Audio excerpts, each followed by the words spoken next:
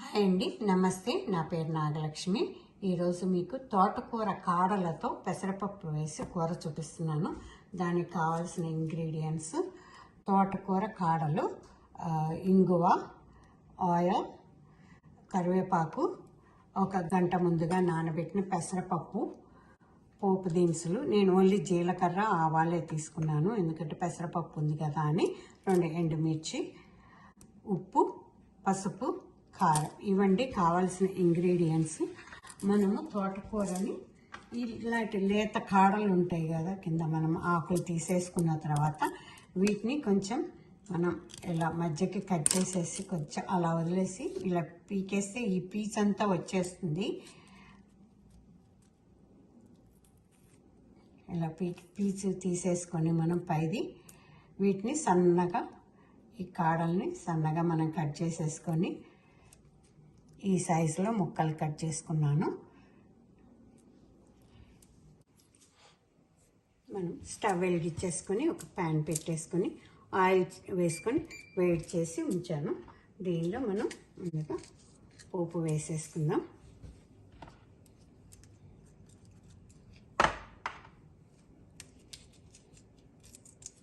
ఎండుమిర్చి, ఆవాలు, జీలకర్ర, ఎండుమిర్చి వేసాను. మనకి పోపు వేగింది. ఇప్పుడు కట్ చేసుకొని ఉంచుకున్న ఈ తోటకూర కాడలు ముక్కలు వేసేసుకుందాము. వేసేసుకుని కరివేపాకు, మనం నానబెట్టి ఉంచుకున్న పెసరపప్పు,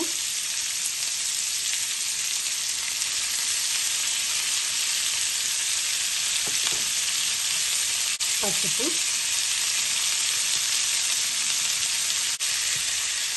కూరకు సరిపడా ఉప్పు వేసేసి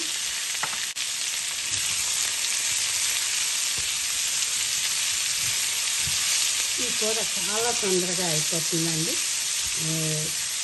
పైగా మంచి హెల్తీ కూర. ఇలా ఫైబర్ ఉంటుంది అందులో. మనం పెసరపప్పు వేసాం కాబట్టి ప్రోటీన్, ఫైబర్ అన్నీ ఉంటాయి ఇందులో. చాలా హెల్తీ. ఉట్టిగా సాలెడ్ లాగా తినేసేయచ్చు. దీన్ని మూత పెట్టేసి మనం మగ్గించుకున్నాం. అప్పుడు మనం మూత పెట్టిన ఆ స్టీమ్ ఉప్పేసాం కాబట్టి కొంచెం వాటర్ వస్తుంది. దాంతో ఆ తోటకూర కాడలు చాలా తొందరగా ఉడికిపోతాయి. కాకపోతే హై ఫ్లేమ్లో పెట్టకండి, లో ఫ్లేమ్లో పెట్టేసేసి మనం స్లోగా వీటిని మధ్యలో 2-3 సార్లు కలుపుకుంటూ, ఎందుకంటే పెసరపప్పు వేసాం కదా, అడుగంటుతూ ఉంటుంది. అందుకని 2-3 సార్లు కలుపుకుంటూ మధ్యలో మనం వీటిని వేయించుకుందాం ఉడికే వరకు. మూత పెట్టేసి మన కూర ఎంతవరకు వచ్చిందో చూద్దాము. ఒకసారి నేను మధ్యలో ఒకసారి కలిపాను, మళ్ళీ మూత పెట్టేసేసి ఉంటుంది.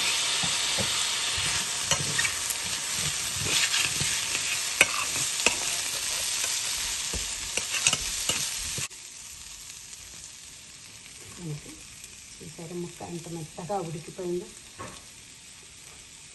కాడలు ఉడకవని అనుకుంటాం మనం, కానీ చాలా తొందరగా ఉడికిపోతుంది. వీటిని నీళ్ళలో ఉడకబెట్టక్కర్లేదు. ఉడకబెట్టితే అందులో ఉన్న పోషకాలన్నీ పోతాయి కదా, అందుకోసమని కొంచెం సాల్ట్ వేసేసి మనం మూత పెడితే ఆ స్టీమ్కే ఉడికిపోతుంది. దీనికి మనం సరిపడా కారం వేసేసుకొని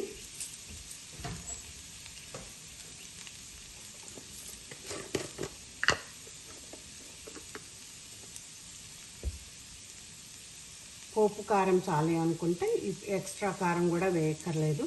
ఈ పోపు కారంతో మనం సాలెడ్ లాగా ఎక్కువ కూర తినేసేయచ్చు. ఉట్టి కూర ఈ డయాబెటిక్ పేషెంట్లకి, డయాబెటిక్ పేషెంట్లకి చాలా హెల్ప్ చేస్తుంది. క్యాలరీస్, వెయిట్ లాస్ అవ్వాలి అనుకున్న వాళ్ళకి కూడా క్యాలరీస్ బాగా తక్కువ ఉంటాయి. మంచి ఫైబర్ ఉంటుంది కాబట్టి షుగర్ పేషెంట్లకు కూడా చాలా మంచిది ఇది. అలా సాలెడ్ లాగా ఒక బౌల్లో పెట్టేసుకొని కూర మొత్తం ఒక్కళ్ళు తినేసేసేయాలన్నమాట. అలా తింటే మనకి లో క్యాలరీస్ తోటి మనకి షుగర్ లెవెల్స్ పెరగకుండా సాలెడ్ లాగా అమ్మగా తినేసేయచ్చు, ఆ ఎక్స్ట్రా కారం వేసుకోకుండా ఉంటే.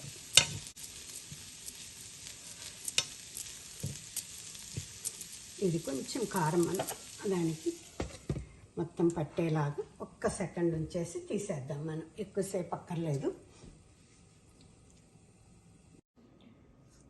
ఇదండి మన తోటకూర కాడలు పెసరపప్పు వేసి చేసిన కూర. ఇది చాలా టేస్టీగా ఉంటుంది, చాలా హెల్తీగా కూడా ఉంటుంది. ఇందాక చెప్పినట్టు నేను అందరూ ఒకసారి తప్పనిసరిగా చేసి రుచి చూసి ఎలా ఉందో చెప్పండి.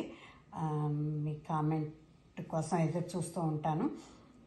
ఎందుకంటే ఇది నాకు తెలిసి కొత్త రెసిపీ అని అనుకుంటున్నాను. అంటే నేను ఎప్పుడు చేస్తుంటాను కానీ ఇంతవరకు ఎవరు వీడియోలో పెట్టినట్లేదు. అందుకోసమని ఇది చూపిద్దామని పెట్టాను. అందరూ ఒకసారి ట్రై చేసి ఎలా ఉందో చెప్పండి.